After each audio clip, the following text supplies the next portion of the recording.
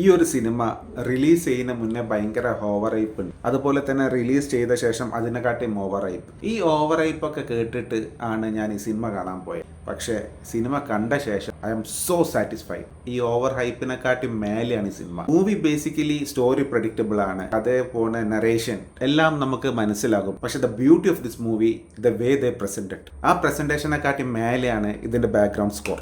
ലോകേഷ് കനകരാജന്റെ വലിയൊരു ഫാനാണ്. അതുപോലെ തന്നെ വാമിക ഗെബി, രണ്ടാളും കട്ട് ചെയ്ത് നിന്നുണ്ട്. വുമൻ ഡിഗ്നിറ്റി, എന്തോ ഷീസ് എ സെക്ഷൽ വർക്കർ, ആ ഡിഗ്നിറ്റി കൊടുത്തിട്ടാണ് ആ ക്യാരക്ടർ വിഷ്വലൈസ് ചെയ്തതെന്ന്. സാധാരണ ഒരു മൂവിയിൽ നല്ലൊരു മ്യൂസിക് വന്നിട്ടുണ്ടെങ്കിൽ പല സ്ഥലത്തും അനാവശ്യമായിട്ട് പ്ലേസ് ചെയ്യലുണ്ട്. പക്ഷേ ഈ ഒരു സിനിമയിൽ എല്ലാ ബാക്ക്ഗ്രൗണ്ട് സ്കോർ ഒന്നിനും മെച്ചാണ്.